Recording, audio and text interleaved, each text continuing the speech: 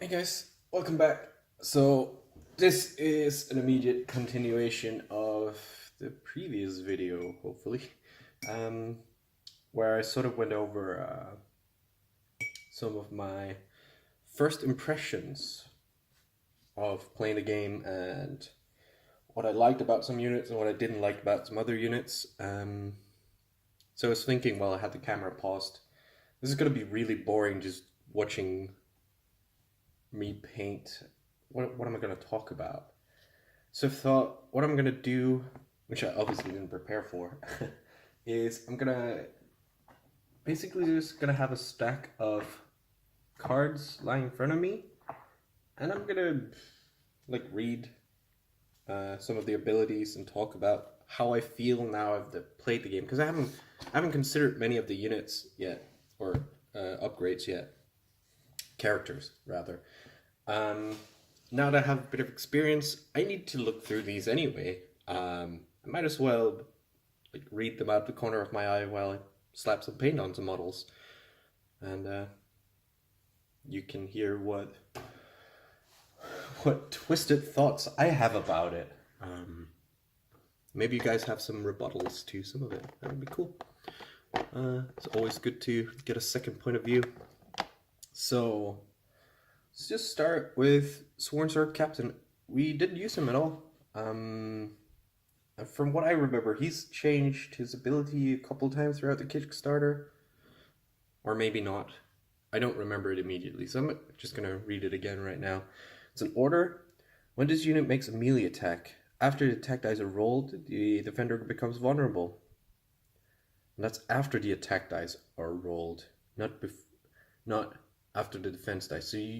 From my understanding, you could definitely use this on your attack, and he's a 1 point character. And my immediate reaction is, wow, he's good.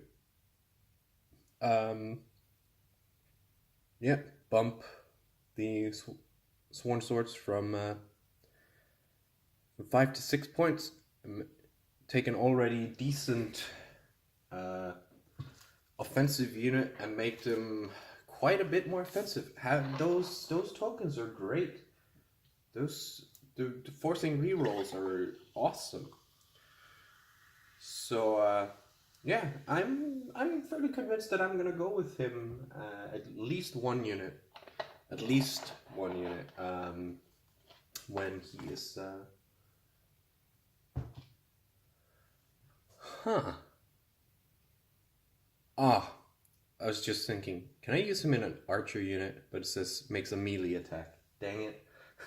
Otherwise, that would have been a good solution for taking down heavy cavalry.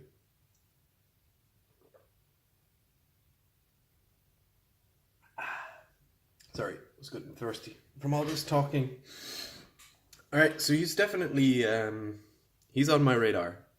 1 point, he's on my radar.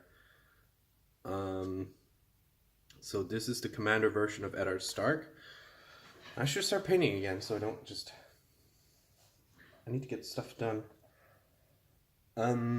Yeah, multitasking. It's difficult. So again, it's an order. When this unit makes a melee attack, one friendly unit within long range may restore up to 2 wounds, which is fantastic because it's very flexible. There's no other conditions that it has to be one friendly unit, and it doesn't say another friendly unit. So this means you can definitely restore on yourself unless there's some caveat in the rules that I have not been able to find. So that's great. I love it. He's just strong. He's great at just holding the line. He's the rock of the Starks. And I haven't looked through many of the others. I want to take a good hard look at Roderick, but Eddard is a strong contender for what I'm gonna be doing. I'm screw non-combat characters right now. I don't want to think about them. I'm in the zone of thinking about what happens on the battlefield. I'll come back to MCUs. It's a lot of text. I don't want to spend my time reading when I am. I'll come back to some of these. I'll just do random ones, what I feel like, what I'm interested in. So Brendan, and this is the Unyielding Knight. I'm not looking at the card right now, but I remember him being pretty decent. He was played in one game, but he was completely run over by the mountain, so he didn't get a chance to shine at all. Let's see. So order hold the line if this unit began the turn engaged. Gets 2x or yeah, you get 1+ to hit roll and 2 extra dice. So that's fantastic for any unit, really. I wonder. So one of the I wonder if you could actually stick him in an archer unit and make it. How many points is he? He's 2. Let me see what an archer unit is. 2 extra dice. Plus to hit. I know it's melee attacks. My thinking was that with, well, the bowmen are decent, but let's assume they're like the crossbowmen, where they're a bit hard to get multiple shots off with them. He might be a way to turn them into a more flexible unit where, like, okay, we get a couple of shots off and now we're engaged, so we'll play that role. I thought he might be able to do that, but obviously 2 points, that's a heavy investment to make it a somewhat decent melee unit and still conditional, and never mind, it was just an idea. So I mean, he's gonna go super well with any line infantry, anything like, yeah, and it also gets +2 to morale tests. So there's an obvious fit, of course, and that's the Sworn Shields, and I say that's an obvious fit because, so when you have a heavily armored unit, you usually go, okay, they're heavily armored, so the way that I'm gonna deal with these guys is through morale, and sticking this guy with a heavily armored unit is like, okay, now you're gonna have to go through them, or it's definitely gonna be a longer grind because they're not gonna run away as fast and they're not gonna die as quick to attacks. So come and deal with us. And his abilities are just like, he's great for sustained combat, as it's very apparent. Like, I feel like he's a great unit.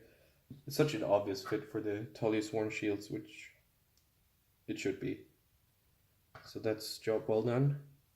But I feel like in a unit of Sworn Swords, it'll be just fine as well.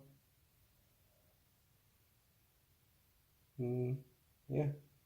It will be a bit of an expensive Tully unit, of course, but no one's gonna... They're not gonna disappear in one turn, that's for sure. Unless some kind of monster combo happens. Yeah, so he's on my radar. I think I'm actually gonna sort them a little bit. Things I want to take a look at later. So there's the Brendan Tully Commander version, or no, unit attachment version on horseback. Let's see, it's a bit of text there, but I am interested enough to actually read it as soon as I've done with this surcoat. Let's see. The outflank Stark Outriders may hold one unit of Stark Outriders off the table instead of deploying them at the start of any round of as their activation. Deploy that unit fully within short range of any table edge. Sorry about that, guys. Yeah.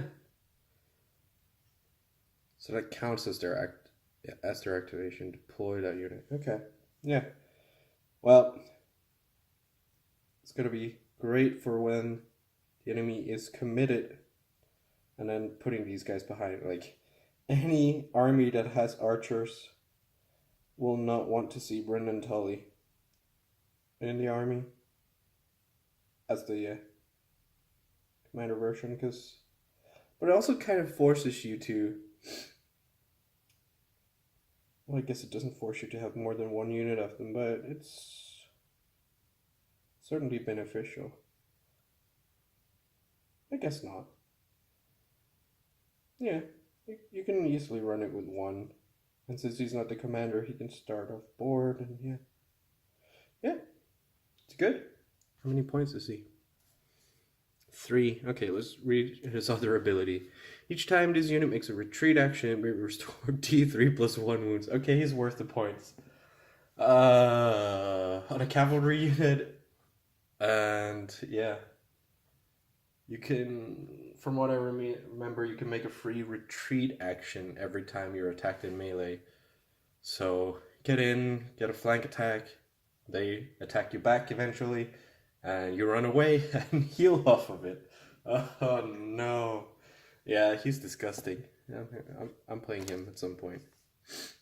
What about his commander version? Same exact ability from what I can tell about the outflank, so that stays consistent. That's nice. And I am going to read the other one as soon as I'm done with what I'm doing right now. Let's see. Pathfinder. This unit gains +1 movement and ignores the dangerous, rough, and hindering keywords of terrain. So this part, I'm not... This I feel is also one of the things I'm lacking, because we did actually play without terrain. I wanted to, but him being new to all of it, he was just like, I just want to kill stuff. So that's what we did. But terrain, well, I'll have second opinions on that, because it seems like his character version seems way better right now, but I'm sure I'll change my mind as soon as I play it with terrain. Just being able to not worry about that seems great. Run over spikes and all that. Yeah. Seems very flexible. +1 movement, so that puts them at 7 times 2. Like, they can get on archers without ever being touched, ever. Yeah, I like that. I'm not gonna read his all of his commander ability tactics cards right now. He seems good enough that I will be interested in it. Actually, no. You know what? There's not that lot of text on there. Heavy impact. When a friendly cavalry unit successfully charges. Okay, so this is where it's beneficial to have more than one unit. The defender becomes vulnerable. Amazing. If you control the movement, this deals an additional +2 automatic hits. Yeah. I could be up for that. Seems really good. I do have 2 units of outriders. I'm gonna have to try this at some point. Yeah. It certainly gives them a bit more of a punch than just light cavalry, or they deal significant enough damage to be like, okay, you're down to 1 rank. I will go ahead and just flee when you attack me back, and then yeah, take it from there. Like, they've neutralized the dangerous part of units. Get out and do something else. Let's see. Write them down. An enemy fails a panic test. Well, I certainly failed a lot as Lannisters, so maybe this is interesting. If the enemy is engaged with a cavalry unit, they suffer an additional D3 wounds. Okay, not hits, wounds. So that goes through armor. If you control the movement, they suffer 3 additional wounds instead of rolling. Okay, yeah. Well, he certainly heavily encourages you to make a full cavalry army, which I believe Tully Cavaliers have been announced. I've definitely seen them, otherwise I might just be dreaming. Yeah. once I get a couple of those, maybe another unit of Outriders or something, you can make a full cavalry army. I feel like it's going to be... I feel like, even though I'm not a gigantic fan of the Outriders on paper, I feel like this is something that you would see at a tournament, like an all-cavalry army that just owns the movement game. That's always what great players do. They like own movement and then do trolley things. Yeah. I have a gut feeling that it's going to be very strong to run this. But it's obviously going to be played by a good player. You can't just run around expecting that you can ride everything down. Ride by attack. Okay. Where a friendly cavalry unit activates. Okay. As its action, that unit may pivot, then march, and may move through enemies during this march. What? After completing this action, it may resolve one charge attack on one enemy it passes through, including rerolls. That is stupid good. Wow. Okay. What I just said before is okay. It just became a little bit easier to do that. Okay, Brendan Tully, I need to page you up, dude, because I am trying this, and now I'm sad that I own one unit of Outriders. So it's not like he triggers multiple things. What I mean by having more of them is that you'll have more opportunities to do this. So if you're only showing up with one unit of Outriders, everyone knows, okay, they're gonna pull off this and this trick. But if you have more of them, like, where's it gonna come from? It's the flexibility that really does it. So yeah. Better soon announce the Cavaliers, so I know when I can get them.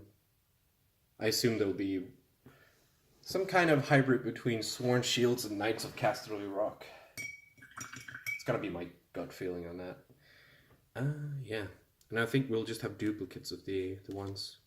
I'm glad I looked through these commander or tactics cards, because they always seem so boring to me to sit and read through. But that's really good. Really good. Let's see, Howland, Reed. I'm not really well, I am interested and I'm not interested. Guess I should. Rob Stark, not interested right now. I want to look at some more attachment characters. So that'd be Mage, Crown Warden. Brendan Tully is the Foot Commander. Yeah, you know what? I'm gonna look through all of this. Let's make this Brendan Tully kind of thing. Let's see. Let's take... Well, we're already in the mindset of the Blackfish, so let's look at his commander version on foot instead. So that is there. Okay, this unit counts as a House Tully unit if he's not already in it. I haven't seen much of a benefit of this yet. I'm sure there'll be like a House Tully unit or a House Clegane unit, whatever, gets the benefit of this. I haven't seen it too much yet. Maybe I'm missing something obvious, but I am very sure it'll be a big part later. Because I know the Bolton characters have this, the Clegane characters have this, where it counts as a unit of that faction. Which probably has to do with tactics cards, a lot of it. Just not. Yeah, anyway. Blackfish Resolve. Each time this unit passes a morale test, they may restore 1 wound. Oh, why can't I not have more than one character in a unit? I could think of a few guys that would want to stick in there. Yeah. What's the Sworn Shields looking like?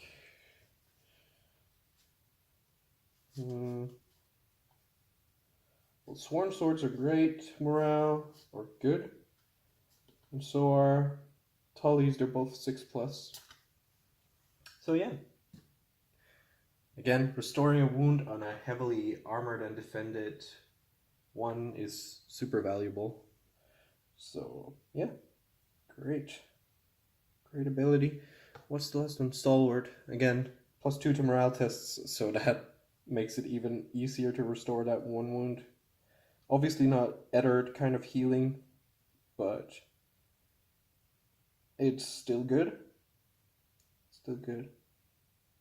And it's not an order as opposed to Eddard's, so it has both benefits and drawbacks. But it's certainly, like, this is the stable version of it, so to speak. And this can also trigger off of not just being attacked, but if Cersei is trying to mess with you, instead of taking away models, you actually add some, for instance. So it can trigger people to, it can backfire on people trying to mess with you. So I like that part too. Let's move on. Paint. Tully Valor. This unit is attacked with melee. After attack dice are rolled, this unit gets 1+ to defense rolls. Okay. To this attack. Okay, so it doesn't count for the round. It's just for this particular attack. If this is House Tully unit, it will be if he's in it, or if it's a Tully unit. They automatically pass their panic test as well for this attack. So that means they get a dude back, assuming that the unit survives. That's great. No, there's no bad cards for the Blackfish as of yet, in my opinion anyway.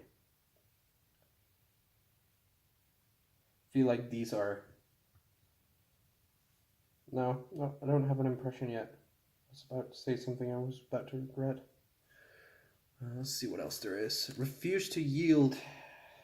Okay, I like the sound of that. I like stability in the formation. So this could be good. Let's see. When a friendly unit passes a morale test, restore up to 2 wounds to that unit. If this is a House Tully unit, restore D3 +1 wound instead. Okay, great. Great. Where are my Cavaliers?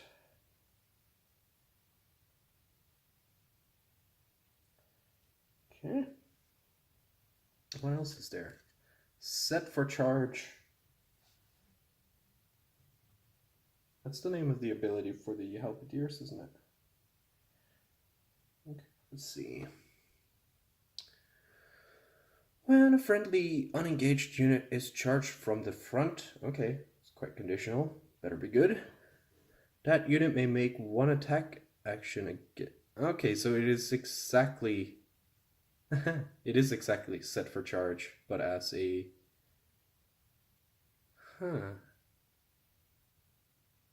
yeah, so it's like they have halberd, or they're ready for it. If it's a House Tully unit, they also become weakened. Oh yes, okay, yeah. Tullys are...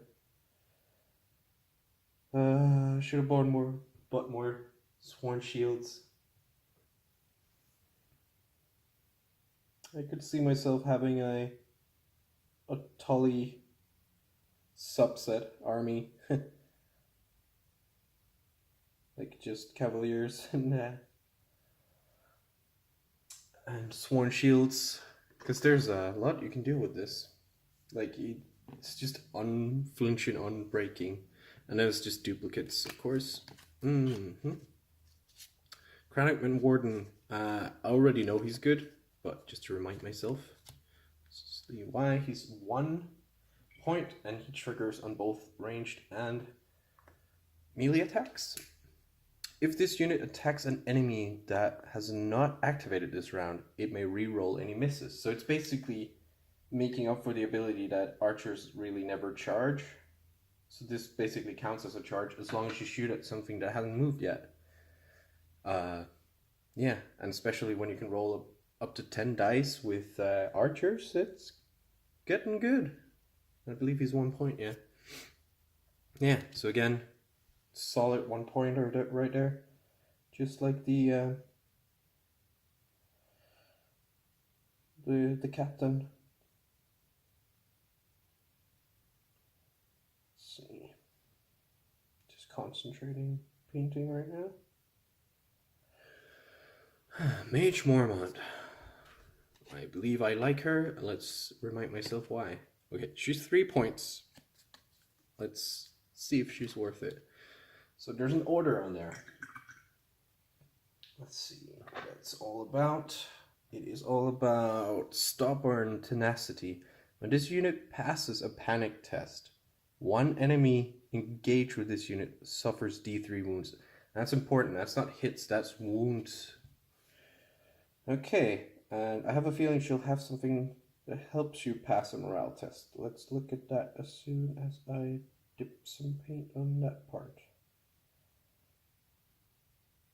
Go. Okay. Stalwart. Okay, so +2 to morale test rolls.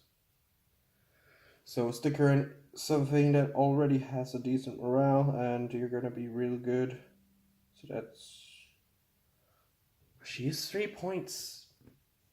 And it's an order. It is automatic wounds though. What would you want to stick her in? Sworn Swords is a given that you can put her in. I'm just wondering about Berserkers. Because Berserkers have an insane... Like, you'd have to throw the kitchen sink at them with morale modifiers with her in there to even have a chance of failing that. Should just... But do they need a boost in damage output? And they already have Sundering and lots of attacks. Yeah, and maybe Sworn Swords, but... I don't know. I think 3 points might be a little bit too much. But I am most certainly playing her to see what she feels like on the table. Sometimes they're not... They're all about seeing what they do, feeling what they do instead of just reading it. I'm sure everyone who's played a war game before knows that. Okay. I'm gonna pick some more cards in a sec. I'm just gonna finish this guy's surcoat.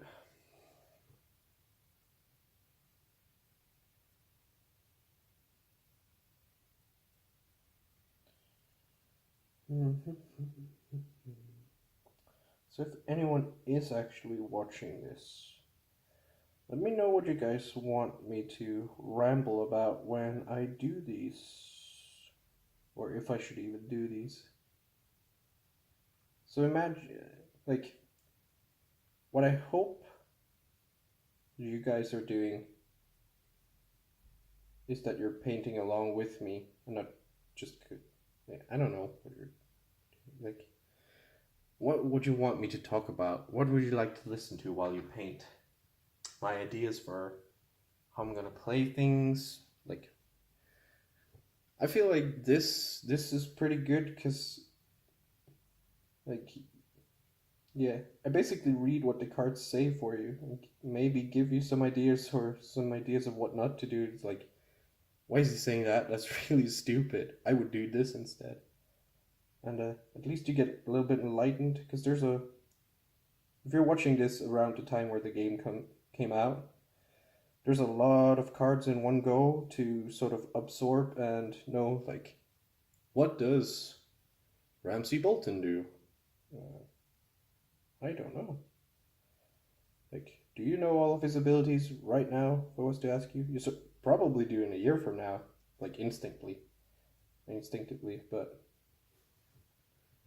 yeah, there's a bunch of material to absorb right now, so I feel like I'm best served sort of learning it and helping you guys learn it at the same time while I get some models painted.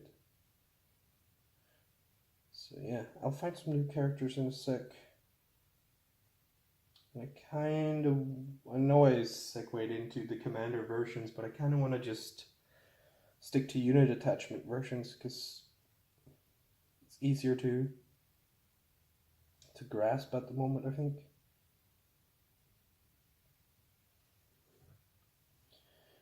So I'm almost done with this. Switch it up in a sec. I feel like I should probably take another faction, but I'm interested in learning the faction that I want to play. So there's a bit of a dilemma there. I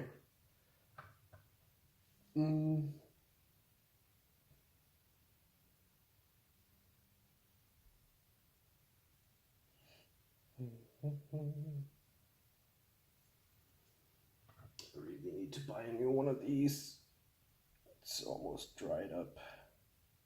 I haven't painted much in years because I've been moving around a lot. Most of my miniatures have been in storage. I haven't found a club to play at that I like the attitude of, and yeah, so it's very hit and miss. So some of the higher pigment stuff is just in a bad state, but I want to paint, so I'll make do. We need to do a supply run. Okay, let's see. Yay, only one dude left to paint the Silk on. Let's see. I'm just gonna, well, if I'm putting stuff in piles, then Mage more will go in the maybe pile. I'll of course try her, but I feel 3 points is a bit too much. I'm certain I'll change my mind, but we'll see. I'm gonna find some more Stark unit attachment versions. I just said that I didn't want to do any more commanders, but I also remember myself saying that I wanted to take a good look at Roderick, so we're actually taking another look at that. Add art. And then we'll do another faction after that, because I think I'm through most of the unit attachments, just duplicates right now. I could come back to Brandon Hodor, because then I've done all of them. And I can name this video like Start Unit Attachments or something. Let's do that. Yeah, sounds like a good plan. Making it up as we go. So let's go with Eddard Stark, the... Oh yeah, this is not a unit attachment, that's the non-combat unit. So I'm gonna save that for another video, and I'll do like a non-combat focus. Yeah, sounds like a good idea. Okay, let's come back to Bran and